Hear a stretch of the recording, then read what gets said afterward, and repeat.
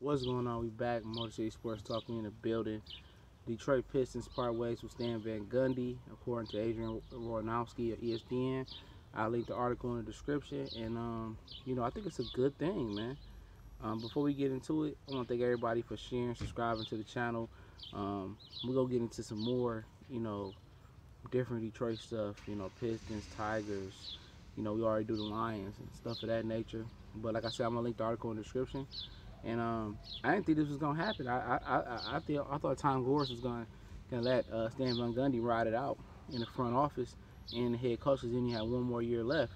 But he obviously, we talked about him asking Stan Van Gundy to let some of the power go in the front office, and they wanted to rebuild the front office first. And Stan Van Gundy wanted the entire power still on his way out. And even though he couldn't, he wasn't gonna budge. I think at that point he wanted out of Detroit anyway. He wanted to sit on his couch and make it $7 million and don't have to do nothing. Will he have another shot in the NBA? Shit, you never know. But I think the NBA has passed him by.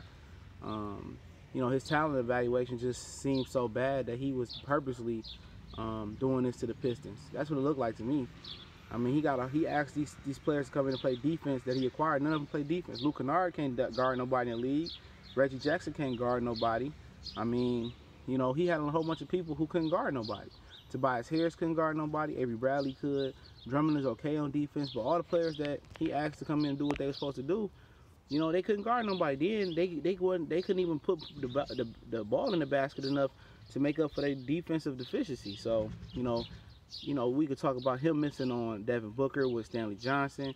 We could talk about him missing on Devin Mitchell and Kyle Kuzma with Luke Kennard.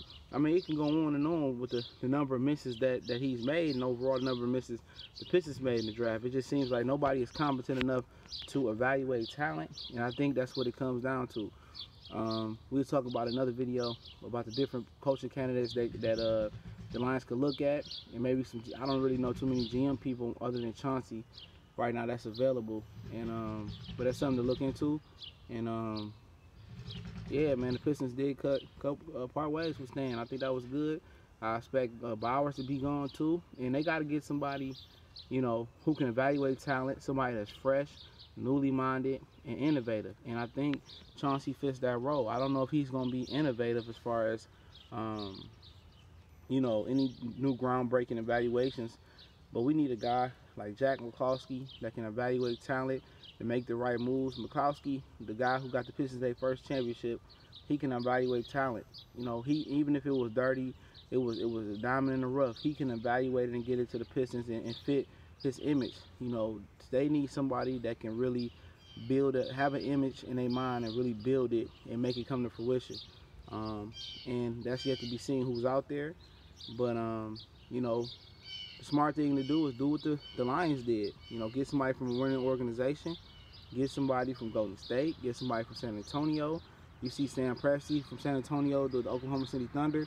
He's done well with getting Harden and Ibaka. I mean, the guy that's in Toronto right now, he done well right now. He came from I forgot where he came from, but he was good at evaluating talent as well. So we got to get somebody that can evaluate talent first and know how to build a team.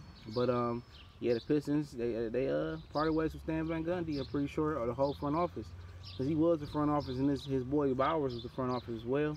And we'll do another video getting in depth as far as who will be the right candidates. But I know we all are pretty much happy, happy about Stan Van Gundy being gone. Now I hope Tom Gores asks NBA for help in finding a GM and a coach.